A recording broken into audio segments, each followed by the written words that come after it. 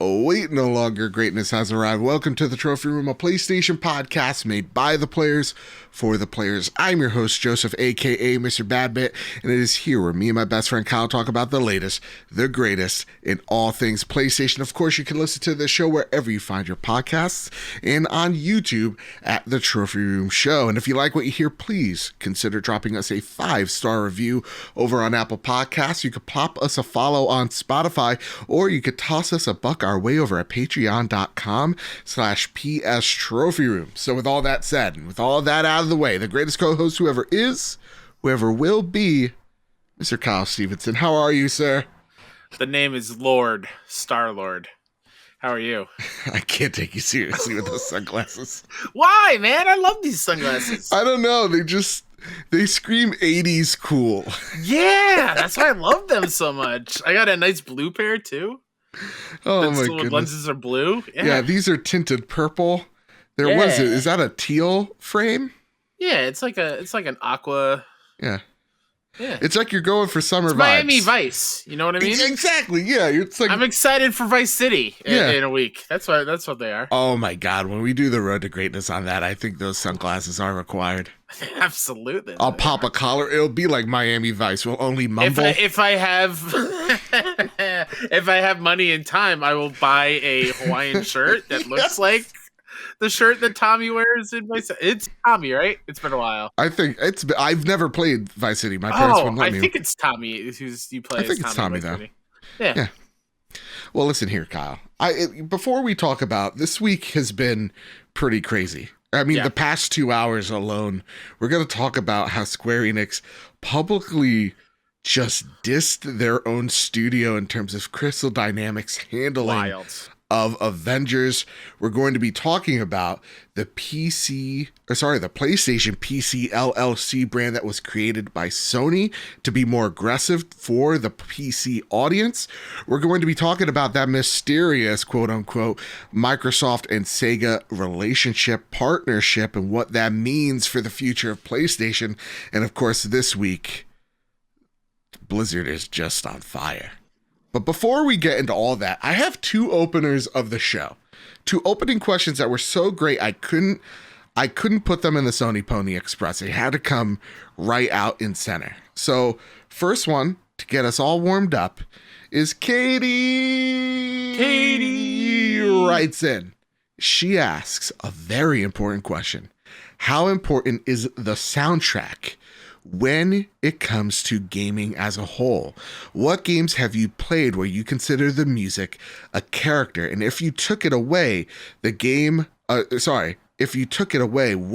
have the same effect on you? Ooh. Kyle, I think this is an easy question this week. This week, recently, it's very easy because of Guardians. Exactly, yeah. Music is so key. Like, if you've seen the movies, obviously music is a key thing for Peter and the Guardians. But the game, I think they really nailed it. Yeah. And I think the music is a character to itself, and if you took the music out of Guardians, you really just take away the soul of that game. Mm-hmm. Especially later on, the music, there's... I'll just say it. I'm not spoiling anything. I just think it's the best music to an end boss I've ever encountered. Oh, I can't wait. It's dope as all hell. So to me, though, soundtrack is detrimental. If you don't have a good soundtrack. Oh, it takes away from it for sure. Yeah, and to me, I truly think soundtrack, probably most important thing in a game. I would agree. Yeah, because I'm thinking of like some of my favorite games the past couple of years. I think of like The Last of Us, right? Part 2, just any bit of those guitar strings, just getting goosebumps thinking about it right now. I think of Final Fantasy VII Remake. That game would not be nearly as good as if the battle music wasn't there. I'm going to keep going. And I also think of like Returnal this year. Yes. Especially in that one biome that I'm not going to say anything, but creepy piano music is playing. Oh my God. So good. Yes. It sets the tone for that little level. And again, like the God of War soundtrack, Ghost of Tsushima's, Horizon, those are on my Spotify. Absolutely. Like, that's how important they are. Persona's music slaps. Yeah, I don't even I'm not even a fan of the game, but like the little piano Yeah, I'm like, oh my god, you'll never see it. God damn.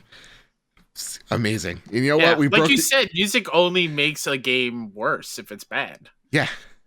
It's like Mariah Carey ruining Christmas from November 1st. The moment it's no longer Halloween. Oh, I hate her so much. Keith Strubble writes in via Twitter. Keith? What up? He says, what are your guys' hidden gems this year so far? I think it's easy this one. Go ahead, take it. Definitely Guardians. We talked about it on the Road to Greatness, man. This game came from me trashing it when I saw it to it's literally it's coming for the throne of Game of the Year right now. Sure. Yeah. And I since we spoke on that Road to Greatness, we'll talk about it probably later in the episode. I finally dove in, and I definitely get where Joe is coming from. I'm having a great time with it. But as far as hidden gems go, yeah. Shout out to Maquette. Yeah. I'm looking at my list of this year. It was PS Plus game, I think in February, earlier this year. Mm-hmm. Cool little spatial puzzle game where the story was very emotional and very well done. I think of games like When the Past Comes Around, which is no dialogue or voice whatsoever. It's just a story told between a woman and her lover. Even to a certain extent, like Psychonauts 2. That game is really, really great, and a lot of people were talking about it, but as soon as that time came and went, like, it's kind of like gone from everyone's like talks of. What about Death's Door as well? I think Death's Door is and I think that will get another resurgence once it hits PlayStation later this month and Switch as well. So. Here's the thing: I've heard some people trash this year. I think it's legitimately been a great year for video games, and I think what's different about this year is that there isn't that one game that we're expecting to win. Right? Like last year, we were expecting like The Last of Us to just sweep everything, or Hades to sweep everything, right? Like we're expecting Red Dead or God of War to sweep that year. And where this year, it's just like there's just a ton of really great games. There's just not that one game that we could pin down going, that's the thing that changed everything this year. Absolutely. Yeah. Yeah. That said, Kyle, we have a lot to talk about, but before we get into it, it's time for our Patreon pitch. Just to let you know, this is our 2nd year anniversary of our Patreon. We've got a couple new shows that we're actually debuting after this show, one of them being Retro Radio, where Kyle and I get nostalgic. We talk about our past, our childhood, our upbringing. This episode, it's a monthly show, each and every first Wednesday of the month. This month, we talked about our first console and the nostalgia of the arcade. And how, what did I say? I think the people that played fighter games or Double Dragons were the original Souls players. Yeah. They took it hard. Yes, they did. We have a new, or just what's reinvigorated? Reinvigorated. Thank you. Reinvigorated Road to Greatness, where now it's a big old games cast. Everybody's been loving that episode. Thank you all so much. Of course, after shows each and every week. After the show, we come in, we talk, we dissect that week's show. It's a fun time. And then I preemptively, as a kid say, blew my load. I shouldn't have said, or shouldn't have announced so early, the Console War Room, a monthly show where me and my good friend Sean Capri talk about and champion our box to be the best box that month. Of course, it's going to be a dual Patreon show, so if you're Patreon to his show, you'll get it, or if you're Patreon to our show, you'll get it as well. It's just a great excuse for Sean and I to be in a room and talk shop. It's going to be really great. This episode that we'll record next week is about who had the best first year, PlayStation or Xbox. So stay tuned for all that. All cool announcements are over at patreon.com/PS Trophy Room. And with that said, I want to thank our newest members, Miles Adler at the bronze tier, Fiona at the gold tier, the good sir, tip of the hat to you, at the silver tier, and Trucker Sloth at the silver tier as well. Thank you all so much for becoming the newest members of the Patreon. We want to thank our platinum members, Todd Oxford again. Todd, look at I'm gonna give you 2 this week. Todd Burwitz, Too Soon, and Toxic. I want to thank our gold members Brad Presnell, Gavin Gottfried, Jose Jimenez, Jedi Master Run, Metal Kirby, and Robbie Bobby Miller himself. I want to thank our silver plus members Hide Indoors, Nakachaka, Marcus O'Neill, Oh, It's Just Ray, JB the Purple Monkey, Jadus Vaughn Metal, Tim Olf, Justin Rodriguez, Awesome Dave, Cypher Primus, Captain Logan, Todd Roper, Brenton Zachary, Rick Arrington, Dewane Raksha, Mannix, and Mr. and Mrs. Nasty Boots. Thank you all so much for keeping this show going, keeping the lights on, making us sound so good, making us look so great. It's all because of your generosity over at patreon.com/PS Trophy Room. Whew. Add aside, the fun thing about Patreon is that I don't have to say that this episode is sponsored by, Raid Shadow Legends. So, of which we're not. Yeah, no. Unless they're paying me, go buy that game. If not, until then, don't even touch it. I don't even know what it is. Unless they are paying for that Hawaiian shirt for that GTA Road to Greatness. Yeah, exactly. Unless they're paying for Tommy Bahama himself to come clothe me. Nuh-uh. Which I hate when people go, oh, people at the office can't stop playing this game. Bullshit, you don't even know what that game is. Nobody knows what Raid Shadow Legends is. I link those ads that I see like on YouTube for that game to like the science safety videos we watched in high school. Where it's clearly like they take a test tube and break it and stab themselves in the hand, and they're like, "Don't let this happen to you in case this accident happens. You clearly stabbed yourself. What are you doing?" I remember one safety video. They had like someone's grandpa fake fall down the stairs, which is the funniest thing ever. God, yeah. And then they're like, "Put a blanket over him." Like that's not what Granddad needs. He needs a stretcher and an ambulance. Exactly. Stat. Same thing like with those infomercials where like, how does a lid work? And they just throw it up in the air. Raid Shadow Legends. Equivalent to bad infomercial. I feel like they deserve to pay us right there. They really do. Pay us to change our minds. Yeah. Change our minds. Kyle, it is time to square up the news. Let's go for it. First bit of news that needs to be squared up is from Zarmina Khan over at PS Lifestyle. Sony forms PlayStation PC label as CFO talks about aggressively investing in development capabilities. Hawk-eyed Steam users have noticed that Sony now has a new PlayStation PC label for its first-party PC ports. The company was previously using the PlayStation Mobile label. Registration documentation found on Corporation Wiki reveals that Sony registered PlayStation PC back in April amid its Back up there, Kyle. Back in April, amid its executives stressing upon the importance of expanding the PlayStation experience beyond traditional consoles. With titles like Horizon Zero Dawn and Days Gone already ported, Sony's plans to bring hit franchises like God of War and Uncharted to PC players as well. Sony Group published its financial results for the second quarter of the current fiscal year ending September 30th, following which Chief Financial Officer Hiroki Totoki said that the company plans to, quote, unquote, aggressively invest in its development capabilities. He added that with recent studio acquisitions, Sony plans to, quote, use the expertise necessary to deploy games to PC and mobile devices.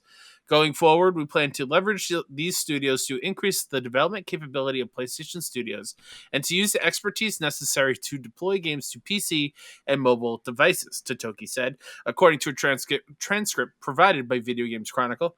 As a result of the acquisitions announced since the beginning of this fiscal year, the number of PlayStation Studios will increase by 4 to 16, and the number of developers will increase by almost 20%. We plan to continue to aggressively invest in our development capability going forward. What a nuts thing I just wanted to highlight a couple of things here. So first off, the thing that we already knew, the thing we already talked about, PlayStation investing more in PC, right? I mean, Just take a look at that. This company grew by 20% in a year, and they said that they're still aggressively investing in our development capability going forward. That's key for, we're still looking to buy stuff. Yeah. And I mean, studios increasing by 4 to 16. That's a big jump. That's a huge jump. Yeah. So you're talking about hundreds of millions of dollars in overhead just there. So when I take a look at this, and I think it provides a different picture of PlayStation going to PC, it really is a necessity. Like, you're taking a look at, you want PlayStation to go out there and buy a house, a Housemarque or a Bluepoint. That doesn't get done without an insane amount of capital, right? When you're talking about them buying a Fire Sprite, which has over 260 employees, that doesn't get done just simply with a snap of their fingers. This is a company that is very much looking to provide those big blockbusters that we've come to expect from PlayStation. That does come at a price for our fandom, which is games coming to PC. Kyle, when you see a Horizon Zero Dawn sell almost 1 million units in 1 month, years after it's come out, where you're seeing God of War chart #1 on just pre-orders alone, the hour of which it's announced, this is a huge untapped market. And I think I'm seeing online, people are starting to get their heads around it, that the PC ecosystem is not taking away from the console ecosystem. So I want to know what your thoughts about this aggressive take from PlayStation. I mean, first of all, I think Sony heard us on last week's episode where we're like, we're not going to talk about it anymore. We're not. And then they were like, you know what? Let's just make PlayStation a PC a thing. Let's just sneak this in here. Yeah. Let's make the trophy room talk about it. I think obviously it's a great thing. I think, like you just said, those numbers don't lie. Yeah. There's money to be made by bringing these IP to PC. And I think that's smart. I think as you continue to expand and buy new studios and still make these AAA, quadruple A blockbuster games that they have been making, you're going to need capital to make that happen. And why not, find money in things that have already reached the maximum that they were going to get on your platform already. Yeah. Or pretty close to it. Yeah. Right? This is all just like, it's the equivalent of finding like $5 in between your car seat and your car. Yeah.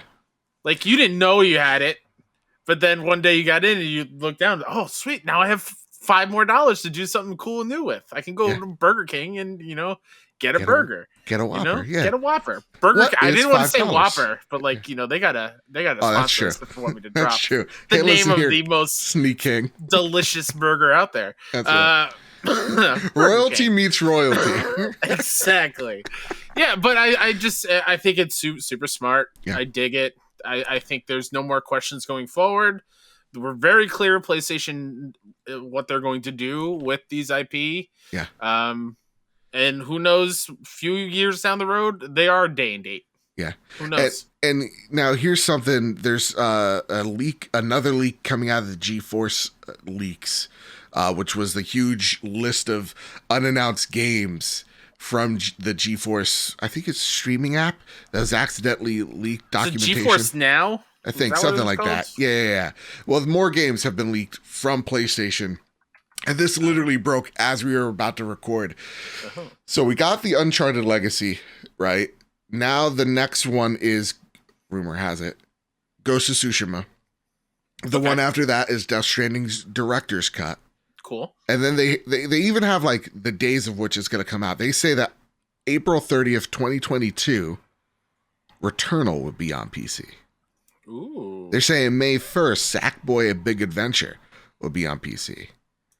They're talking May 3rd, Helldivers 2, a sequel that has not been announced yet, but keeps on circulating, will have that, or at least their dates are held at those days, or those games are held at those dates. They're saying, now here's the kicker, Horizon Forbidden West, September 30th, 2022, and on October 3rd, Ratchet & Clank. They don't specify which one, but they say Ratchet & Clank. We can assume Rift Apart would probably head to PC as well. All now, right. Does that bother you? You see some PS5 games like Returnal hit PC. No. Horizon. No. But Kyle, if PC people are able to play the game that I'm playing, don't you see how that watered down my experience? No. Okay, but Kyle. Okay, but they get to play it too. How dare they? It's my toy. It's my thing. Like Returnal, that would be a year later. Yeah. Right? We've both have platinum Returnal. We both sunk many hours Too into many. that game. Yeah. Horizon is clearly a day one purchase for us. Yep. For I think a lot of people. Yep. Let alone Horizon is going to come out on PS4 and PS5. Yeah. So there's going to be even more people that are going to have access to that game on PlayStation side of things. So what? You put it out, 7 months later in September, like on PC? Yeah. Fine. But they get to play it too. No, the only thing that I can actually see is like FF7 Remake as well is on there. June 1st on PC of next year, apparently. Now, that does make sense. We've also seen that. Even Epic has accidentally leaked that as well. Yeah. So there's some validity here with all these leaks and things being linked back to each other constantly. That maybe this list is true, maybe it's false, but either way, I think the only problem that you can kind of have here is, well, you told me that games were going to be built from the ground up for next gen consoles and that this thing couldn't be run anywhere else other than my PlayStation 5, right? You talked about that IO and how it talks to the hard drives in super speed and you don't have to copy this, that, or the other thing. This kind of disproves that. If this is because you're taking a look at like people are running, I mean, Shuhei Yoshida's running the first Horizon on a Steam Deck. Now that thing looks like a jalopy, but you're still playing Horizon on a Steam Deck. So like there is the scalability, and I think you could kind of go, well, then those marketing terms that sold me on this console are, for lack of better words, bullcrap. And then you kind of get to piece together, oh wait, maybe a lot of what companies say to me for me to buy this thing is kind of bullcrap. Yeah. So that's the only thing that I think is a valid criticism that you could throw. But for me, I see Returnal on PC going, awesome. This game is going to do great on PC. I'm looking at Horizon, I'm like, fantastic. It's going to be hitting on, it's going to be hitting on all cylinders. If this thing is correct, it's going to come out the same year. Sure, yeah. This is awesome. More games get more support. Fantastic. If anything, I think these games coming to PC, I'm very excited to see like the mod community get a hold of them. Oh man, what are you gonna do? Yo, Ghost of Tsushima with a lightsaber? See what I'm saying? Fangool. Instead of Celine in Returnal, it's Kyle, stop. Ripley? Stop. From Alien? Oh, no, actually, continue. Yeah, exactly. Yes. Okay. I'm going to double dip on Returnal is what you're telling me. For the lightsaber mod alone, I'm going to go triple dip on Ghost of Tsushima. Oh, my God. Oh, my God. Yeah. And we mentioned it, I think, last week. Seeing Atreus and Kratos switch. Yeah, with little Kratos and big Atreus. Yeah. This is great. Let other communities enjoy it. Again, I understand, maybe one day, never say never, you may be seeing these games on an Xbox, vice versa. Sure. The future is an enigma, but I'll say this. I understand why you would keep it from them, because that's what makes your console different from the other box. Yeah. But when it comes to PC and the audiences that obviously don't really intersect much with each other, yeah, it's just another giant ocean that you can cross. So why not cross it, Yeah. Exactly. Also, can we just shout out Hiroki Totoki's name? It's a great name. God, it just rhymes and I wish I had it. So good. But also 20% in a year. And they're still looking. Still looking. I wonder what is the end cap for PlayStation in terms of this is how many studios we want to invest in. Because they're at what now? 16? 16. Is that what it is? Yeah. 20 maybe? Just round it to 20? Yeah. I can't think, but that's the thing. I can't think of 4 studios. Yeah. I can think of maybe 1. And that's Ember Labs. Ember Labs. Right. But I don't know what else there is, honestly. Unless these other partnerships that they're making with the Firewalk and Haven Studios, if that breeds into I don't see them going out and buying Remedy or another realm or anything like and that. That's an interesting thing with this generation is we're seeing indies form these indie publishing co-ops. We're seeing Remedy go out there and be its own self entity. it's going to be a really interesting generation of games where I guess we could throw consolidation around, but it's more like cooperation. You're seeing a whole lot of studios kind of band together or find, safety in bigger companies. The only thing that does concern me when I say that as well is like NetEase and Tencent, those big Chinese conglomerates that throw all these sorts of money and influence, in various companies. That does concern me though. But other than that, I get that. Awesome. Kyle? Yes. Here's what's not awesome. Sega's betrayed us all. Andy Robinson over at VGC with the tome of betrayal. Sega and Microsoft have announced a strategic alliance around cloud. I'm now reading that title of this story. Yeah. I'm instantly thinking of The Office of Dwight and Jim. Do you want to make an alliance? Absolutely, I do. Absolutely, I do. Whenever Dwight asks you something, you say, absolutely, I do. Absolutely, I do. I'm seeing like Phil and Sonic. Sonic being Dwight. You know what I mean?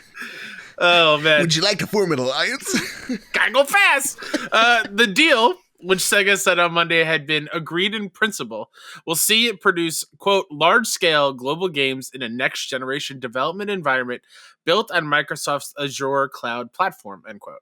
Sega said the alliance would form a key part of its mid to long-term strategy, allowing the business to move forward with Super Game, in quotes, a new initiative for developing titles that focus on pillars of global, online, community, and IP utilization. Quote, this proposed alliance represents Sega looking ahead, the company's statement reads, and by working with Microsoft to anticipate such trends as they accelerate further in future, the goal is to optimize development processes and continue to bring high-quality experiences to players using Azure cloud technologies. It added, Microsoft and Sega have agreed upon the foundation for this alliance, and through mutual cooperation, we'll look to build further technological evolutions with areas such as the network infrastructure and communication tools required for global online services being a key priority. Additionally, by shifting to a next-generation development platform, Sega can effectively adapt to diversifying work styles and potential infrastructural changes, end quote. Microsoft CVP Sarah Bond commented in a prepared statement, quote, Sega has played such an iconic role in the gaming industry and has been a tremendous partner over the years. We look forward to working together as they explore new ways to create unique gaming experiences for the future using Microsoft Cloud technologies, end quote. Everyone listening and watching right now, I don't think you understand how hard that was for me to read, because Joe's doing the effing Infinity Gauntlet, highlighting and using different colors, distracting me as I go. I'm sorry, was that distracting? My apologies. A little bit. No, it's fine. Okay. Well, listen. Part of me's like, what color is he going to do next? I was thinking the same thing. I'm like, should I do purple? Should I do... All right. Awesome Dave writes in, and they say, the only question I got is if this Sega/Microsoft partnership, will we get the remake of the ultimate, my God, banger that is Sonic 06, or perhaps a much-needed sequel? I wanted to throw the B word out there. As you guys know, I hate the word banger. It's disgusting, because that's just such a hideous comment. And we need to show, if I censor that, we don't get to see the ugliness that is Sonic 06. Awesome Dave, you need help. Awesome Dave, I'm with you on this one. I'm a fellow banger brother. But I can't get behind any Sonic 06. No. I'm not a Sonic fan. Cut it out. Cut it out. It ends now. Okay. Now, Cloudside writes in, regarding Sega and Microsoft's partnership with the new cloud gaming project, it's reported that no takeover plans have been discussed and its partnership for cloud gaming. Do you think that this may lead to a takeover bid in the future? And if so, how bad would it be for Sony/PlayStation gamers?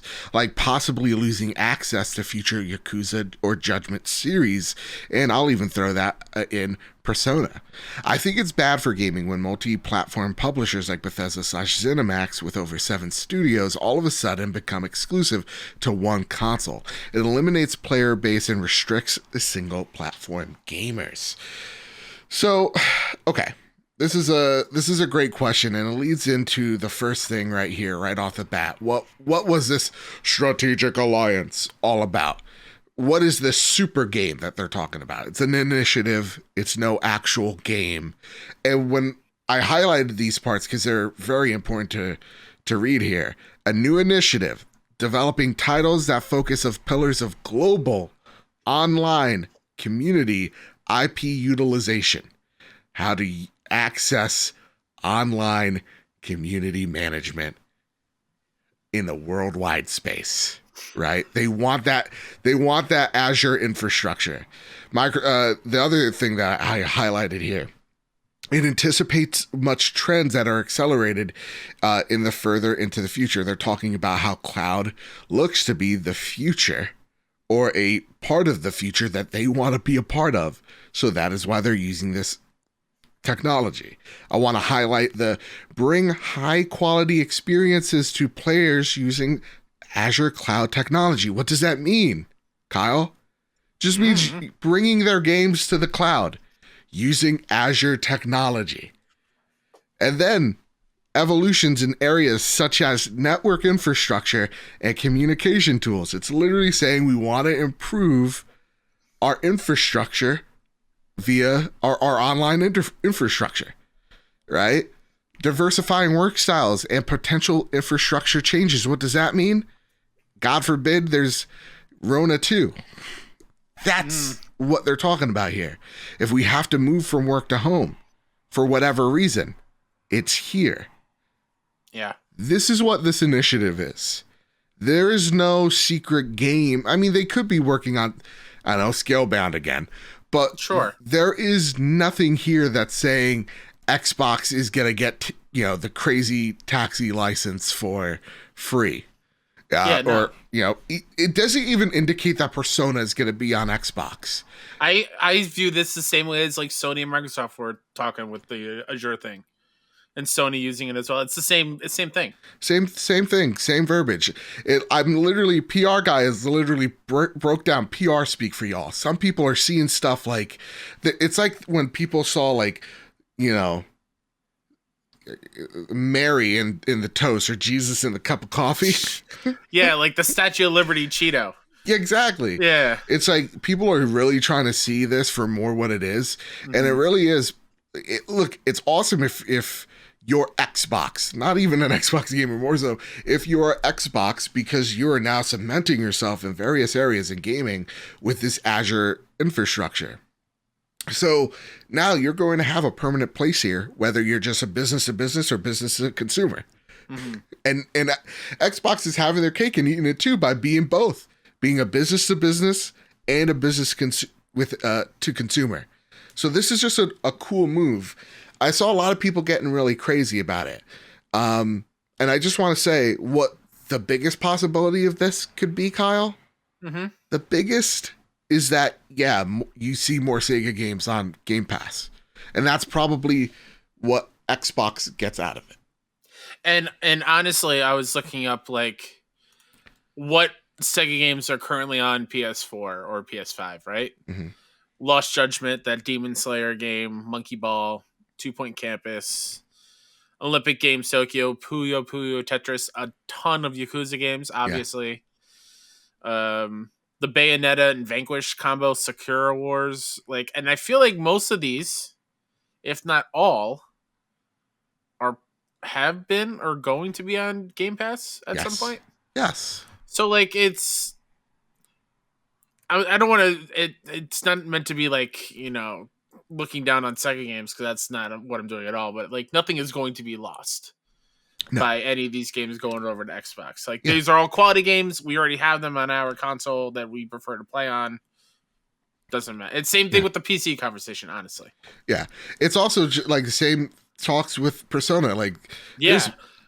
I also think there's no way Sony would let Persona go. Mainline Persona quietly go. Exactly. They're not going to let a mainline Persona game go on another platform. I really don't feel like that. I think it's bound to happen. I think Switch is obviously next. PlayStation's going to fight for it, though.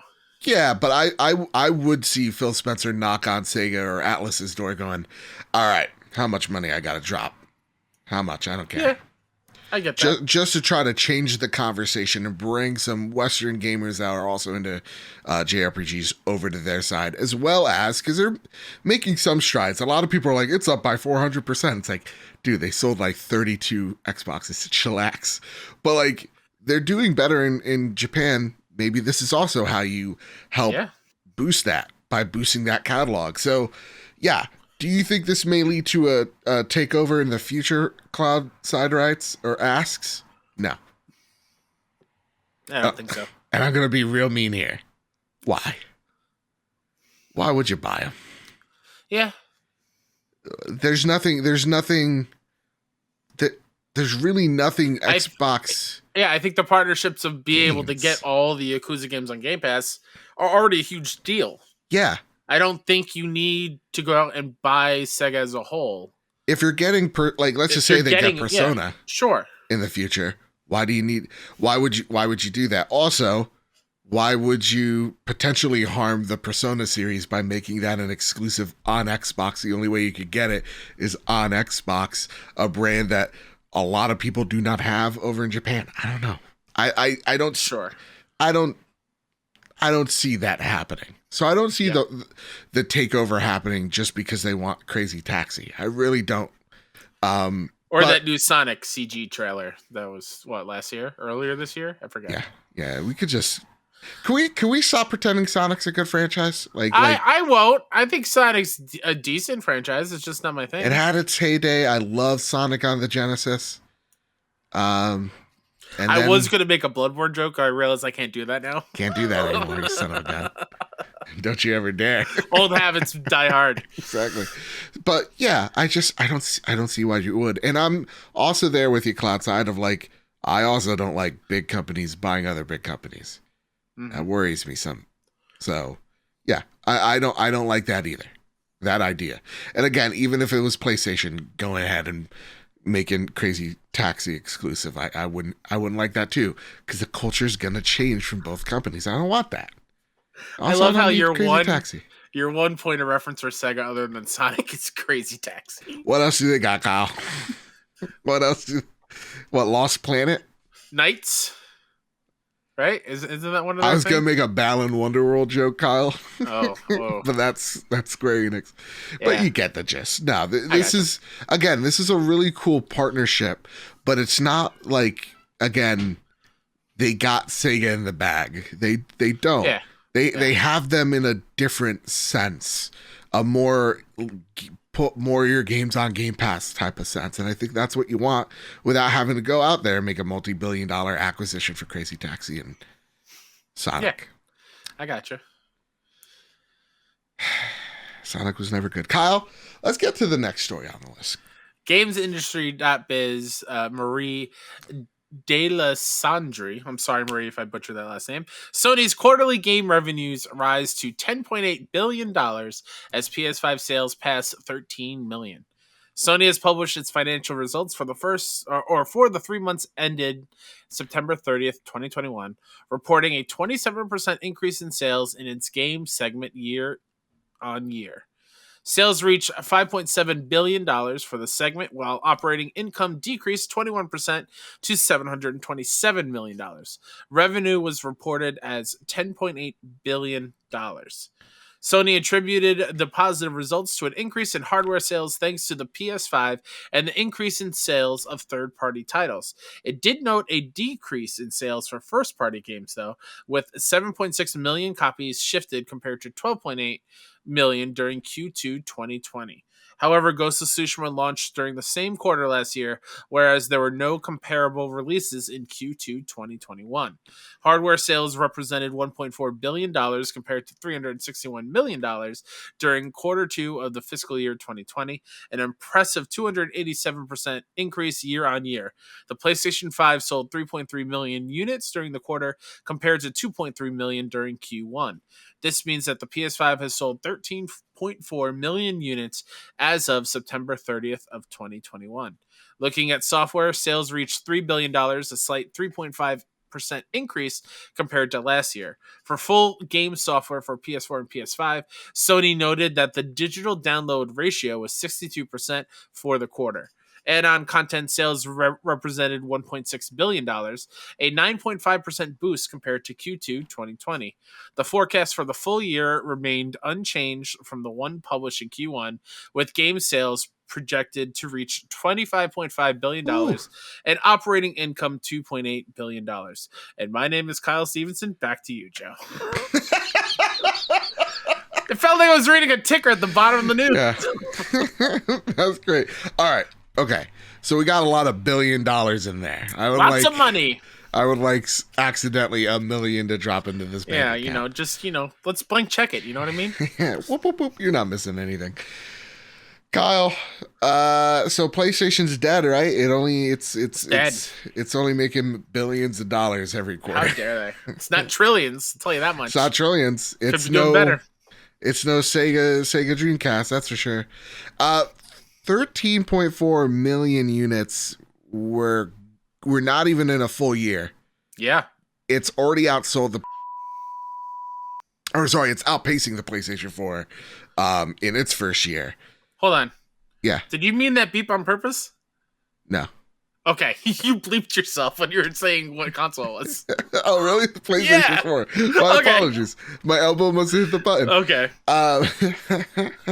But yeah, like, I think this is, again, very interesting to note the global supply shortage that is hitting us dramatically.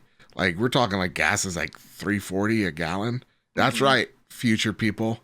We still run cars on gas. I don't know how they're reading this or watching this. Yeah. So I do want to note how impressive that is. Like PlayStation, there's like a little thing I was gonna add here. PlayStation's literally airdropping PlayStation 5s. Like they're buying planes to ship these consoles over to places like Great Britain just to meet demand, which has a question from Trucker Sloth writing in. With Black Friday just around the corner, do you think PlayStation is holding back on an abundance of stock to bolster Black Friday sales?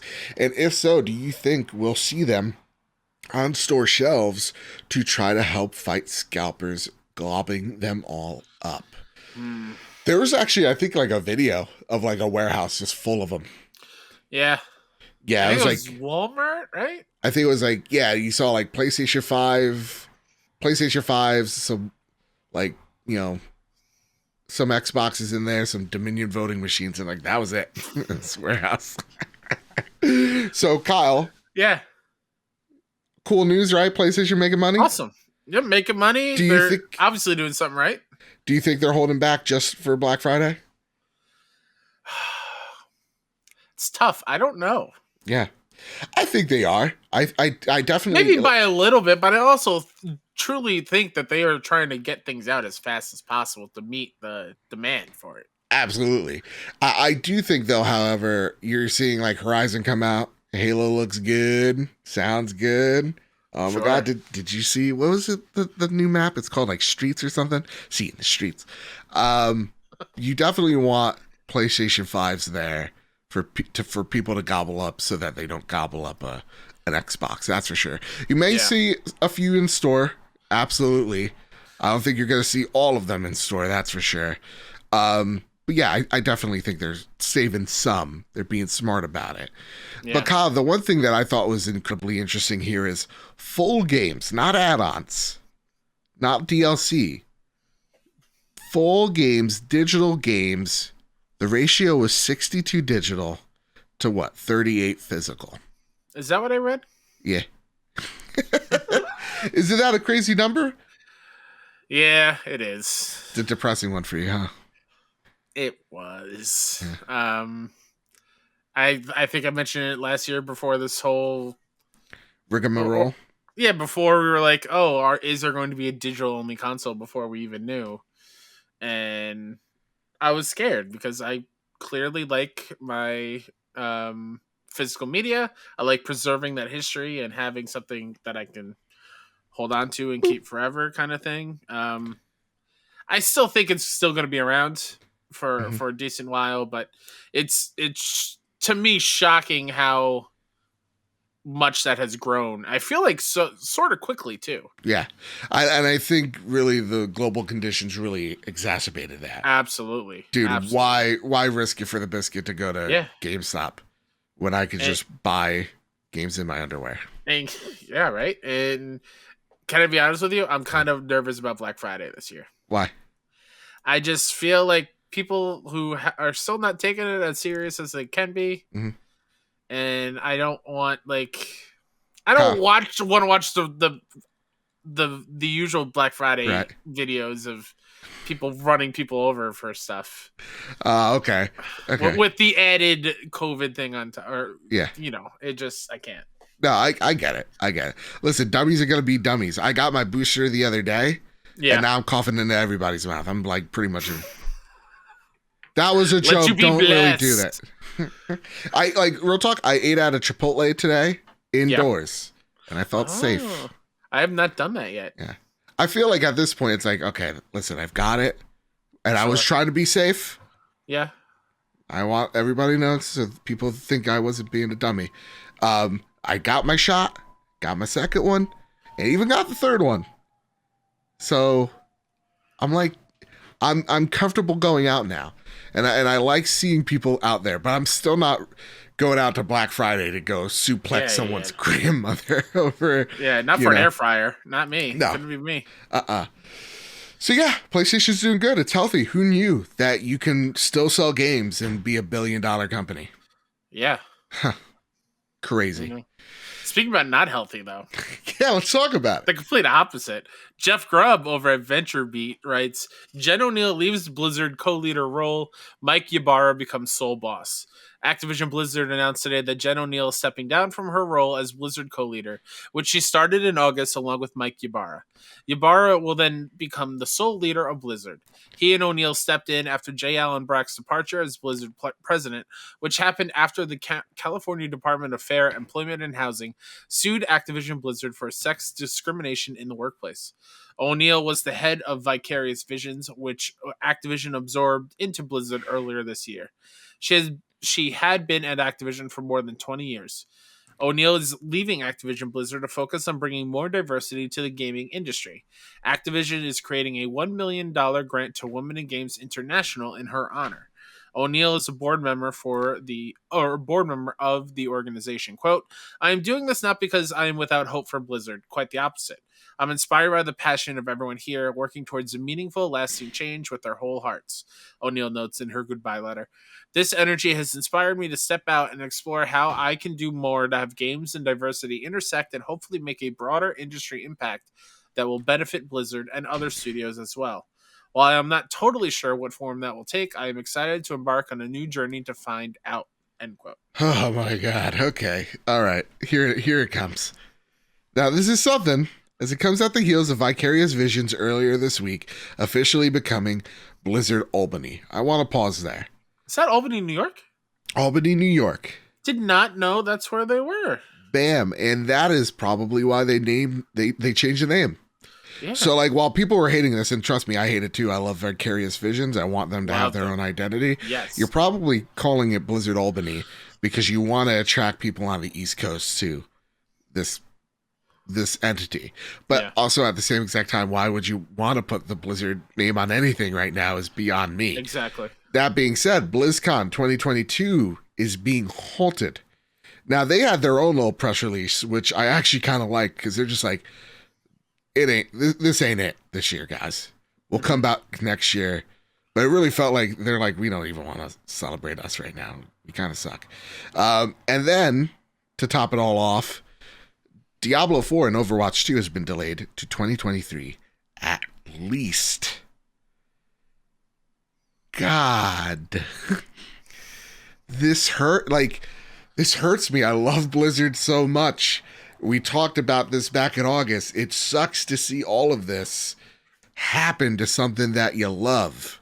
Mm-hmm. And that's why when I am so apprehensive when every time a company absorbs another one, they're just like, nothing's going to happen. The culture's going to stay the same. Nothing's going to change. Like, this is just a picture. Like, this hurts my soul as a Blizzard fanboy. And dare I say, it's probably the only fanboyish thing I'll I'll ever truly say here is man, it's been a really bad week. But to me, this is part of the restructuring process. It's, it's just like in the Dark Knight, Kyle. It's darkest before the dawn, and I promise you the dawn is coming. Sure. Just not for Harvey Dent. No. So, Kyle, taking all this news, taking the fact that Jen Oneal, co-leader, co-manager of Blizzard, is gone within a few months. Mm-hmm. All this news, what's your take, man? Man, it just, all in all, yeah, bad year for Blizzard. Yes, I would say. I'm pretty sure that's understating it. Just a real bad year. Understating it, you mean? Yeah. Oh yeah, that's what I meant. Yeah, I don't know what else to say. Like I feel like Mike, I think, will do a great job as the sole leader. Now, I do think Jen was a great fit as well. Yeah, I wonder why she left. I mean, she says she kind of wants to explore that and make sure there's more diversity in games, which is fantastic. That's fantastic, and $1 million to her in organization's great. Yeah. But like, you took on this role, you could literally make a huge impact at this company that I feel like needs you. Why'd you bow out? And I'm not saying like she bowed out. Like, was she pushed out? Was she just like, oh yeah, this is too bad, I'm not even touching this? And like, I don't know. That's the mystery behind her exit, is something that is peculiar. But I truly think she just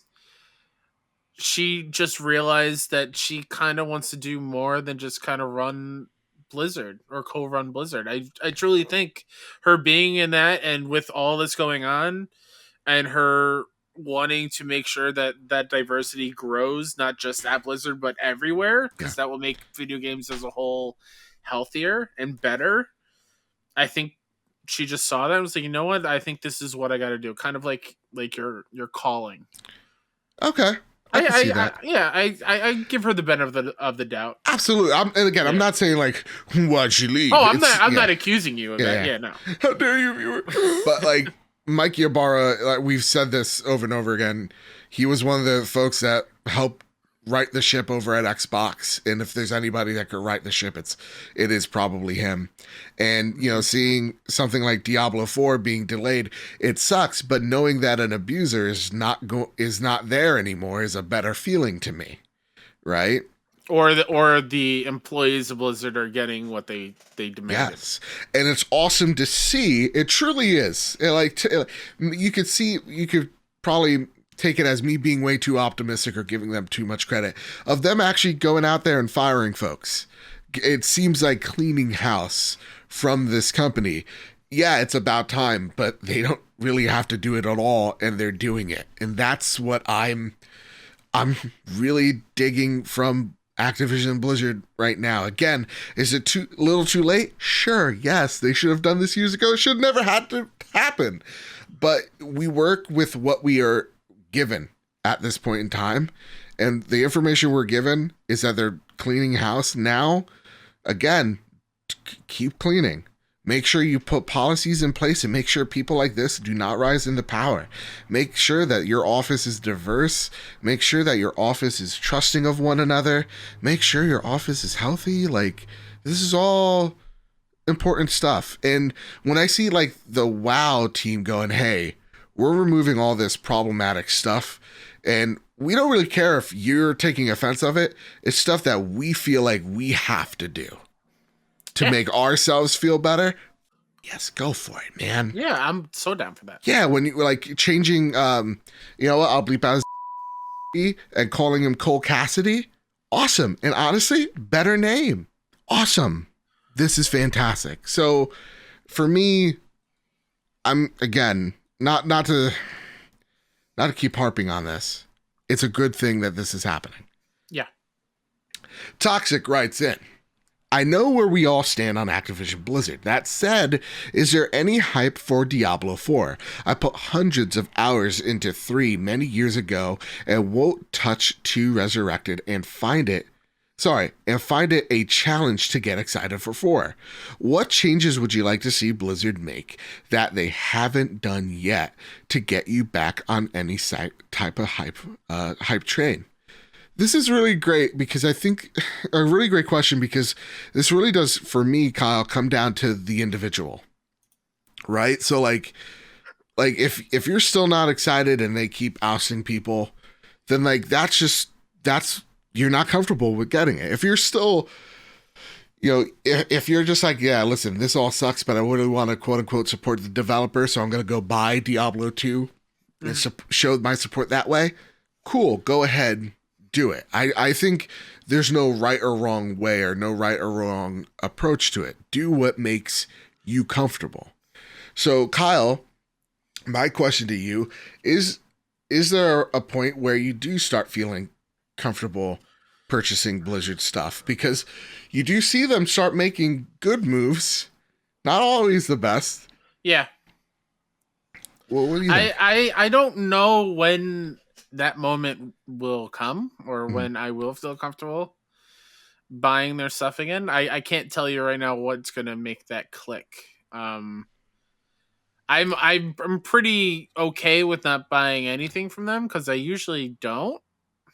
Like, I'm not a Call of Duty person. I every once in a while, maybe. Blizzard stuff I just don't have that affinity for like you do. Yeah.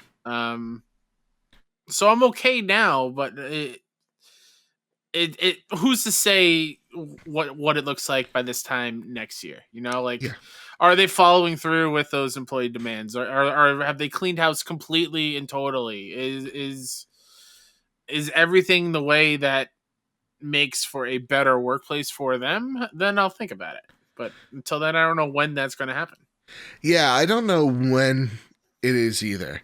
Like for my version of this is like the WB Harry Potter game. Like when will I ever feel comfortable buying what is probably, or not probably, is a dream game of mine? Yeah. And unfortunately, I don't want to support the creator of Harry Potter because she's an awful, awful human being. Right.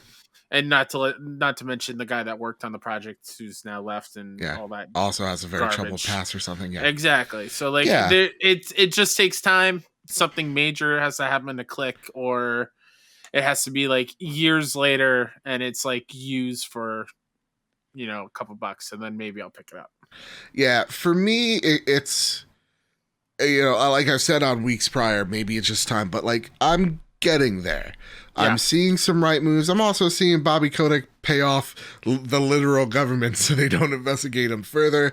But you're now actually seeing effort be made to make this company better, knowing that there's good people at that company, knowing that they're taking out the bad actors from that company. Again, like seeing alleged problematic folks getting removed and people literally changing the, characters named after them, their names. Excellent. These are moves that are good because this is what the devs want, and it seems like at some points the company's sort of listening. I just want the company to listen to them more. So I don't know when is the right time. I guess only time will tell, because time heals all wounds type of cliche, but that's just how I'm feeling about the whole thing too. Sure. I don't know when is, because I really like Diablo. I'm not like a hardcore fan of Diablo. I put many hours into 3, not as much as you, Toxic, but like I love Warcraft. That's my series. That's my jam. And knowing what I know, it sucks, and I don't know if or ever I could get on that bandwagon. Even like Overwatch 2. It's like, man, that game, is there a future in it?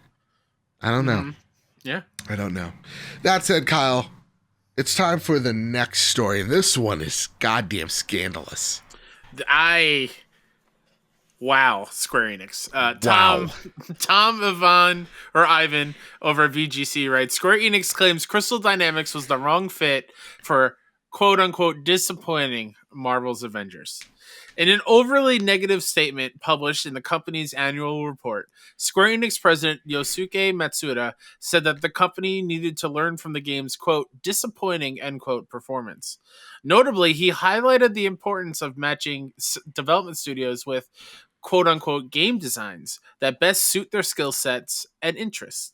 Avengers developer Crystal Dynamics is best known as the studio behind the single-player Tomb Raider series of games, and its next project is a collaboration with Xbox Game Studios on Perfect Dark. Quote, "We overcame a variety of unexpected difficulties in the final phase of the game's development, including needing to transition to work from home due to the pandemic.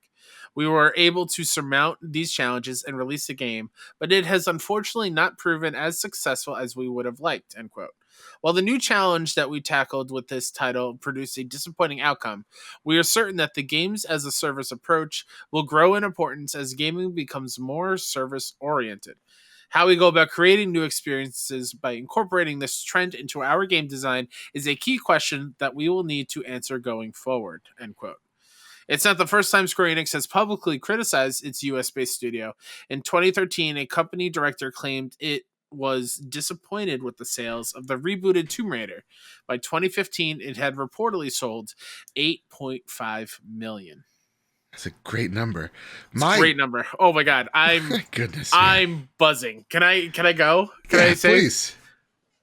How can you say Crystal Dynamics was not a good fit when in fact aren't you like operating above them? Or don't you want to see them do what they do best? Like as you said, skill sets and interests, and what they do best is single player things. Why have them turn it into a games as service? Is that a board thing that you're on, President Yosuke Matsuda? Are you the one that's trying to implement games as service and trying to get more money to come in some way, shape, or form? Like, I feel like they made some bad mistakes in management sort of things. And instead of taking ownership, they're putting it on Crystal Dynamics. Yep.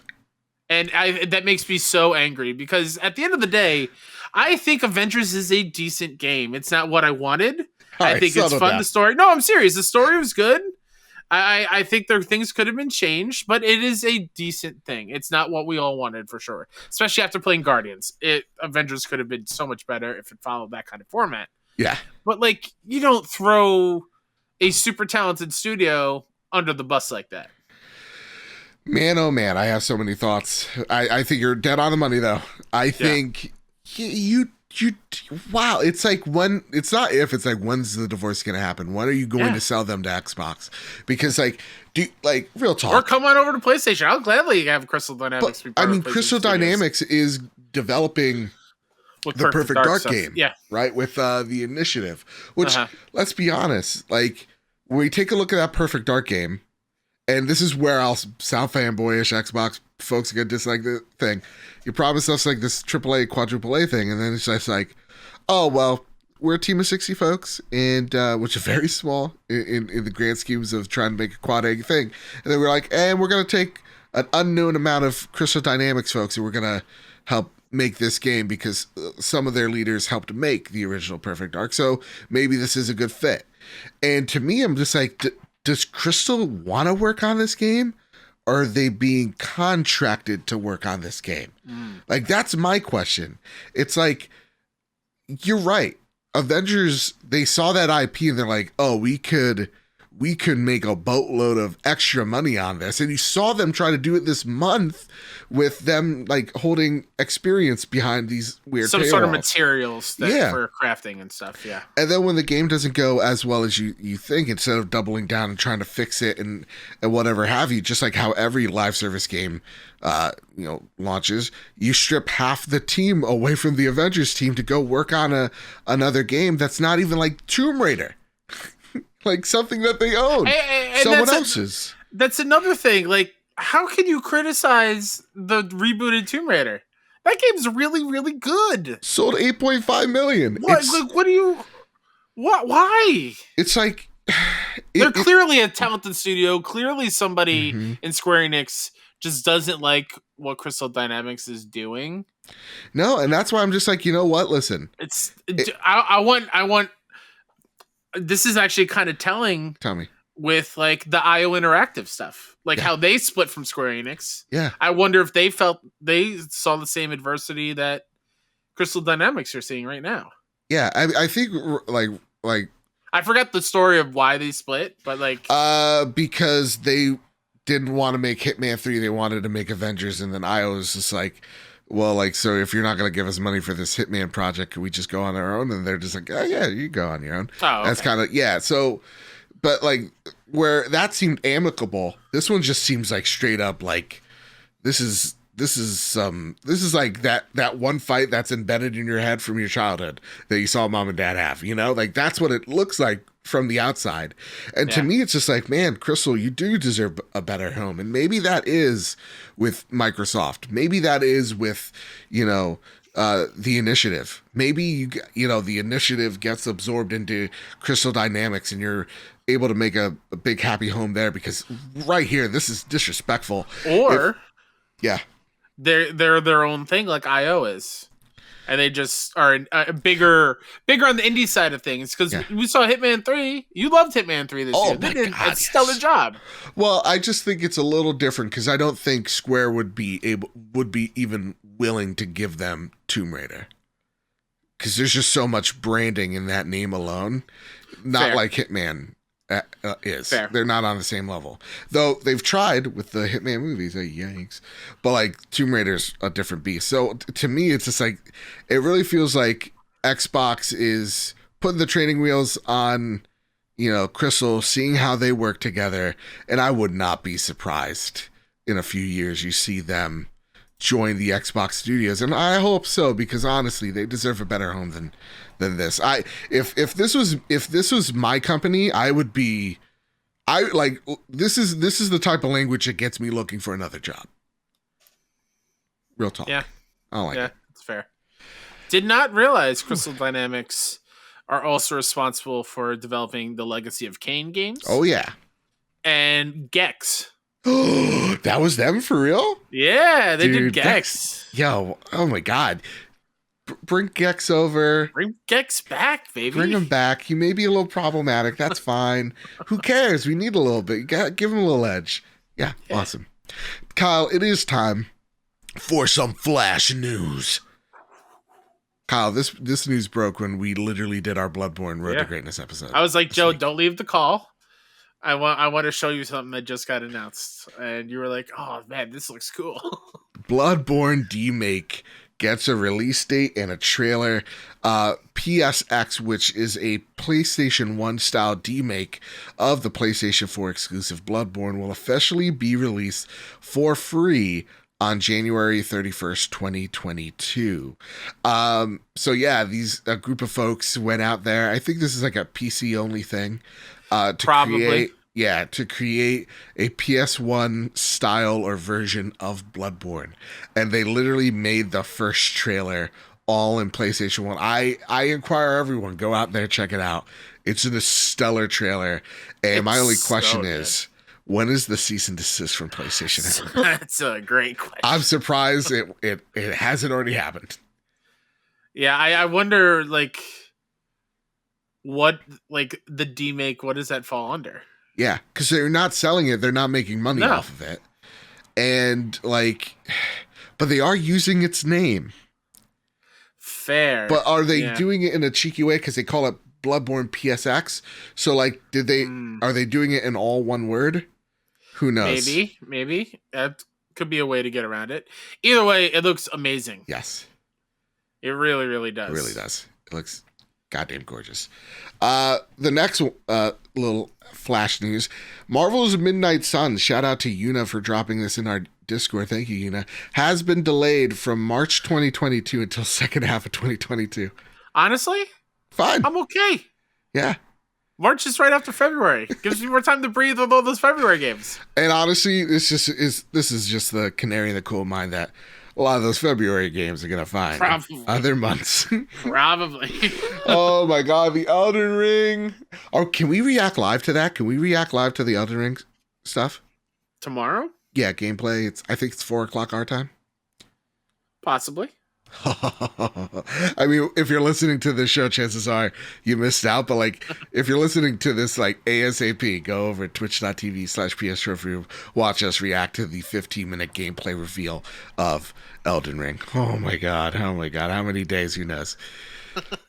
All right, here's another one. Here's a little ditty for you. This comes from a little indie reporter who has his head so far up his own ass, Jason Schreier. Oh boy.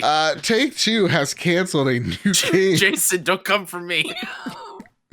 He's gonna ban all of us. Has canceled a new game from Hangar 13, codenamed Vault, which has been in development in various forms since 2017. The sources tell Bloomberg that today's earnings suggest that the project costed them $53 million. Not yet clear if there will be layoffs. Let me be clear how much that hurt Take-Two. They just announced that in one of the quarters they sold 5 million more copies of GTA 5. And that the total amount of copies sold of GTA 5 is now over 155 million copies of GTA 5 are in customers' hands. Let me put that in perspective because I feel like you're still not getting it. There are more copies of GTA 5 out in the wild than there are of PlayStation 2s. There are 50 million more. 30 million more GTA 5 copies than there are PlayStation 4s. There's like 60 million more copies of GTA than PS3s. It gets depressing fast. Yeah. Rumor has it this was Bully 2, so go be depressed about that. No. Or a Mafia really? game. Yeah. I think the Mafia thing was debunked. It definitely was not going to be Mafia 4. But Hangar 13 are responsible for Mafia 3 and Mafia Definitive Edition. That's their stuff. Hey, Kyle. Yeah. You know what? Funny enough. Are you holding on to something? Yeah. Prepare the drop. Here are the latest PlayStation games hitting the PlayStation storefront. This week, a special edition. The latest PlayStation Now games for November. Speaking of Mafia Definitive Edition is available right now until February 22nd. Okay. I actually might re-up just for like in the December months because I really want to try this out. I forget who said it. I think Katie said it. Katie said it. That Mafia Definitive Edition is one of the best remakes they've played. Wow. Okay. Totally reliable delivery service is also on PS Now. Final Fantasy. Yeah. Give me the last two bangers here. Final Fantasy 9. All right. And fantastic. Celeste. Oh my God. What Great two month. Amazing games. Great month. Mafia I haven't played. Don't know what totally reliable delivery services. But FF9 and Celeste. If you were to ask Kyle what were some of his favorite games of all time, two of those are those right there. Now this is fantastic. Still undermined by how stellar the Xbox Game Pass month is because it's nuts. Like they got It Takes Two and all that stuff on Game Pass. Okay, cool. It's pretty crazy. But again, still a great month if you're a PlayStation Now owner. I'm definitely gonna play Mafia. November PlayStation Plus games. Kyle, hold on to your goddamn shorts. Okay. I'll hold on to my steelbook. Thank you. Knockout City for PlayStation 5 and PlayStation 4. Kingdoms of Amalur: Re-Reckoning for PlayStation 4. First Class Trouble, that's the Among Us game that was on the State of Play that only us liked, on PlayStation 5 and PS4. The PlayStation VR games. This is all with your PlayStation Plus service for a month, okay? Until You Fall. The Persistence, that is from Fire Sprite, so I'm definitely going to be checking that out. And then Walking Dead, Saints and Sinners. The most famous Seamus I've ever met in my whole entire life, and you could take that to the goddamn bank rights in. So just a quick question about the PlayStation Plus games that are available now and were announced after last week's episode. I know, famous, it sucks sometimes, it really does. Like, I wonder what's going to get announced as this show goes live, you know? What is it? PlayStation buys the world? I don't know. Anyway, which games are you excited to play, and what do you think the three VR games are? What do you think of the VR games offered? Honestly, I was surprised that they didn't went with the obvious PSVR exclusive hits like Beat Saber, Moss, Ghost Giant, or Astrobot. I'm actually not, because those games actually sell. No disrespect to PSVR, but like those games, people buy VR units for, and so I definitely see them going, we don't need to. I mean, Moss was, I think, one of the free games way back when, but I don't think like something like Beat Saber is something you. I don't think Moss was ever free. Oh, okay, I take that all back. Maybe it was Astrobot. Possibly, but yeah. I think this is a stellar month, man. It's stellar, and with like the recent rumors of all PSVR games will be compatible with the new PSVR 2, I think this is fantastic for building that library up. Yep. I do think actually we will see Moss as soon as we got closer to Moss Chapter 2. Ooh. We'll see that one come out free. I love this. This is what we wanted all along from PS Plus since the launch of PSVR, was give us some PSVR games every single month. We had that Starblood Arena, I feel like, for a long time as part of PS Plus. But they never really... There might have been like some combo games that did both. But like, I love that we're getting some PSVR love in there every single month. And like, this is a great month. Yeah. Like you mentioned, Persistence being Fire Sprite, great chance to check out why Sony bought them. Yeah. You know what? Maybe that's our homework. Maybe that's our homework. I don't have the stuff to hook up my PSVR anymore. Well, fake fan over here. You know what? We're finding a new co-host next week. Sure. Fake fan. Yeah. Let me put on my shades and forget you ever said that. All right, here it is. The Sony Pony Express. Let's end the show on some... Yeah! Let's end the show with some viewer or listener questions. TPR writes in, Joe, Kyle, I haven't asked a question in a hot minute, but here I am. As an aside, this Patreon news is so exciting. I can't wait to subscribe when I'm able. Take your time. Anyway, I got a question for the Sony Pony Express. What PlayStation 4 game would you like to see receive full haptics and adaptive trigger support that hasn't already? I think I got to go with The Last Guardian. I think it intricacies, thank you, big words confuse me, of Trico's interactions with his fur and helping him would be a great feel and subtlety in the haptic feedback. I like that. And then Rook the Welsh writes in to say, to add to this question, what pre-PS4 game do you wish you could go back to with the PlayStation 5 haptic feedback? So what's one PlayStation 4 game? Of course, the easy out would be Bloodborne, but we're not going to discuss that. No. It's going to get its remaster. It's going to get its remake. I have my answers. Pre-PS4, I'm going SSX. Ooh, okay, you son of a gun. Why? Feel the wind as you're going down the mountain and the haptics, and I don't know what you would do with the triggers in that situation. I just want SSX to get back. Yeah. But with the PS4 game, going with a game that I think I'm going to start doing now, since I platinum Bloodborne and 100%ed it, and I'm the real fan now because Joe hasn't even done the DLC. Go back to games that I previously gave up on because I wasn't gelling with it, and seeing if I can find some newfound love with that. And to be able to have Shadow of the Colossus with adaptive triggers and haptics, I think would be such an amazing experience on PS5. Climbing those colossi, and feeling the wind rush through as like you're in the air and trying to hold on with the sword and stuff on the big ones, and having the trigger give way because you're getting weaker and your stamina's getting lower. Like, I feel like that could be really, really, really cool. I feel like a real fan of Bloodborne and like a true fan would know that it's been 2,416 days since the launch of Bloodborne, but that's just me. You know? Did you know that off the top of your head, or do you go to howlongsincebloodborne.com?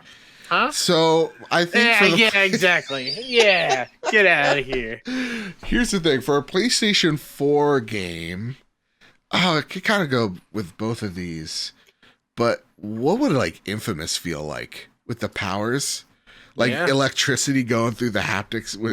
That'd be cool. Such a cool idea. For pre-PS4, I'm going.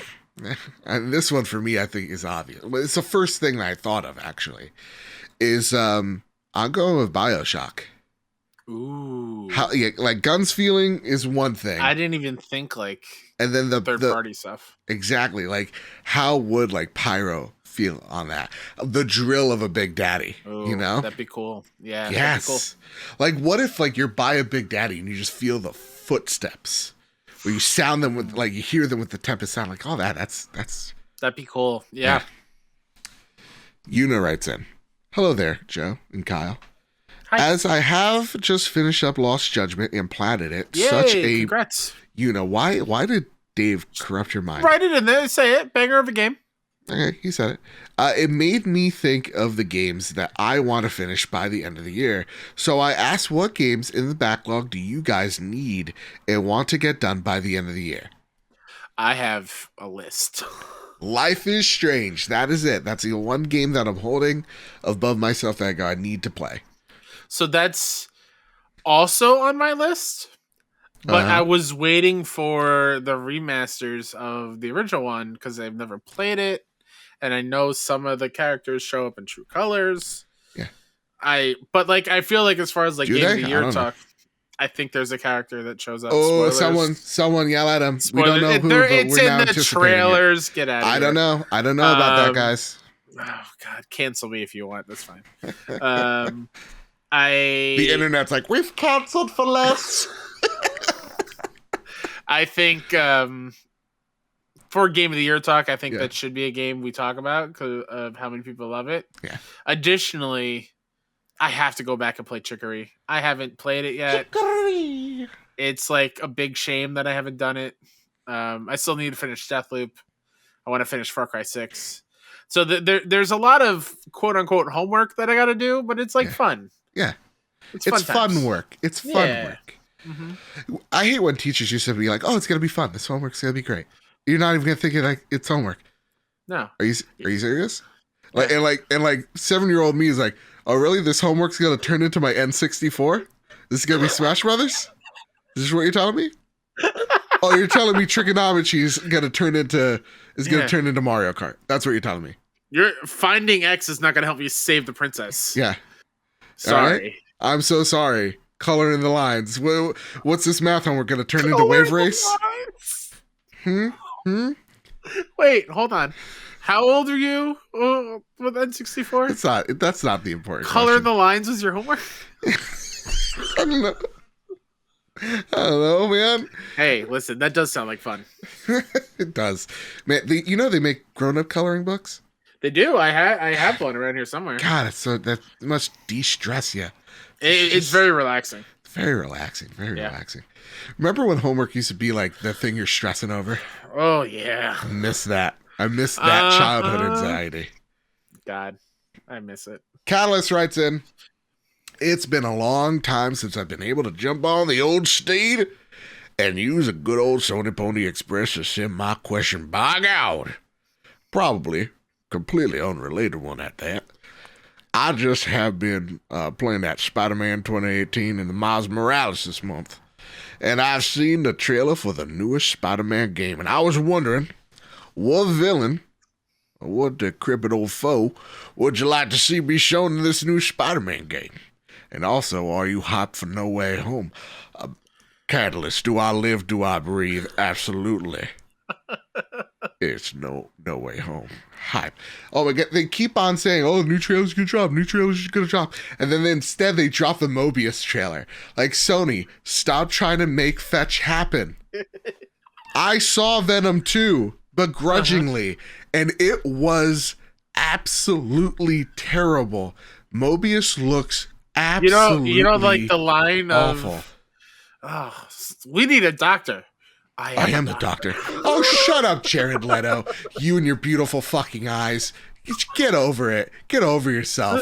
Oh, and he's just like, something about me is changing. Like, it is problematic because you see him like, in the crutches 1 second, and then all of a sudden, like, he's like, something in me has changed. They do this weird flash, and then he's like shirtless, fucking ripped. Like, just like, walking around like, what is this? What am I going back to those infomercials I referenced earlier? Like, hey, look at this new weight loss pill. Yeah, that has this rare fruit that we found called also, lose fat fruit. Yeah, I'm like, Jesus, I'm gonna get gutters like that. You didn't even creep it. Oh, did I not? No. Let me try this again. I'm gonna that. And all I gotta do is get bit by a bat, put my hand out, and I get just shredded. Oh, man. Of course I'm gonna do that. Of course I'm gonna get bit by a bat. I'm gonna test that out right now. So the new villain in Spider-Man 2, I would love to see. I love that the bleep machine didn't work because I had to go back and actually put effort into that edit because that was too heinous to keep in there. I really want to see Insomniac do Mysterio. Oh, that is so good. But I kind of want him to be a main villain. I don't want him to be a side one. Dude, how awesome would it be? Like, you know, you're in the black suit. Venom's already messing with your head, and then you're in one of Mysterio's mazes. Yeah, dude. Sign me up. I always dug Mysterio as a kid. Yeah. I just dug his whole vibe, and I would love to have. I'm pretty sure he's been in earlier Spider-Man games. I don't remember fighting him in any of them. Yeah, I think like Spider-Man 2 he was in there. Yeah, I'm too old. I don't remember those. He was like pre-Riddler trophy, if I remember correctly. Okay. Yeah. But yeah, I would love to see him and Insomniac just have fun with it. You know? I think it would be so cool. Yeah. Put Polka Dot Man in there. I know it's a different company, but just loved him in that Suicide Squad game. You're Marvel, buy him. It's Polka Dot Man. And I think it's without spoilers for original Spider-Man, the end credit scene. Nope.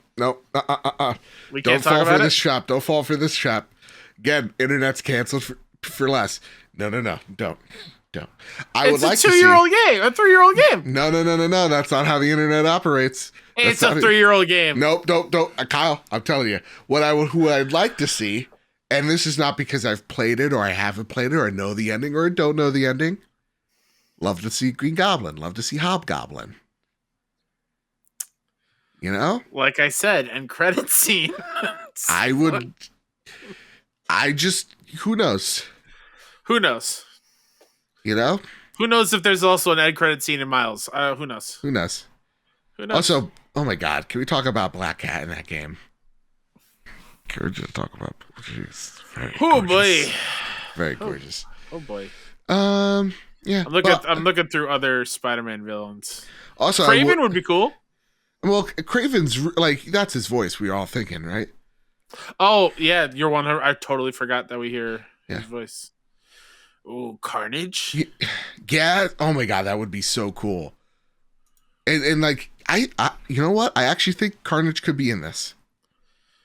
It's totally fair. I think so. The way that they've really played with us the first game, I think he could be in there. Yeah, there's just so many. His rogues gallery is so good. It's just so good.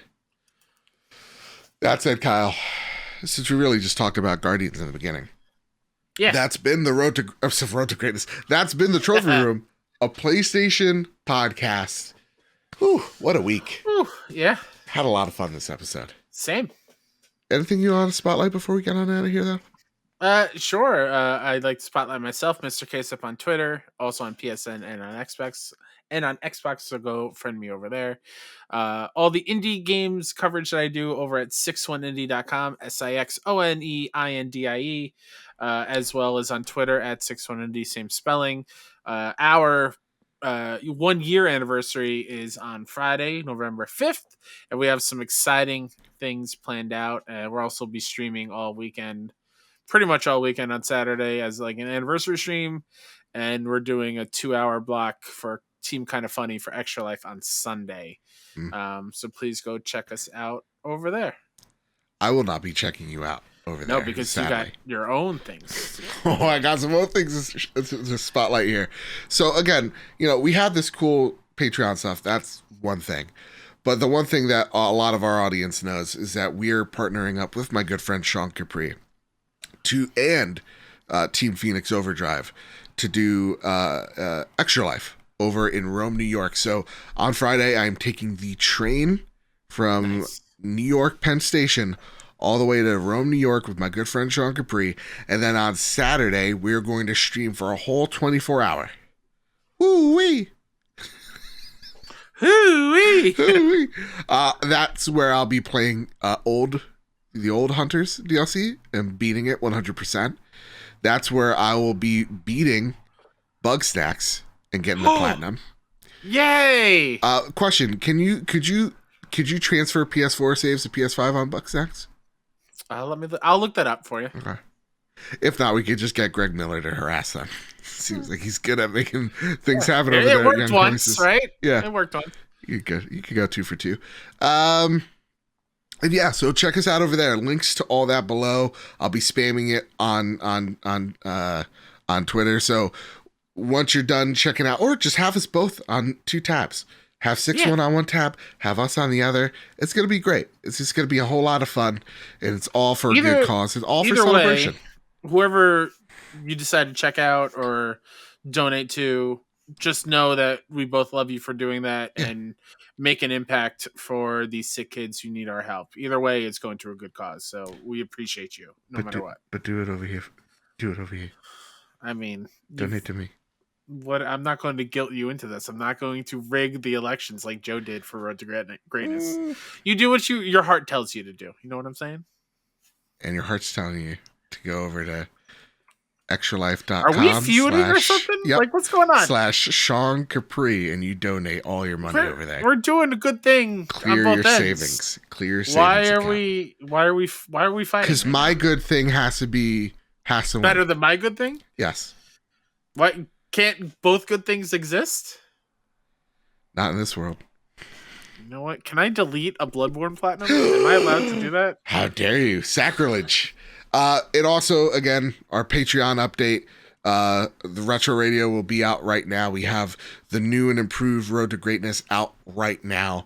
And then, after we're done here, we're going to record the after show. So with all that said, everybody, with all that out of the way, we love you. We appreciate you. All the new patrons, all the old patrons, all the present patrons, thank you all so much for your support. It's been an amazing 2 years, and we have so many more to go.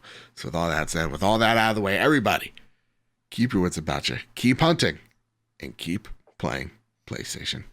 See ya. Love you.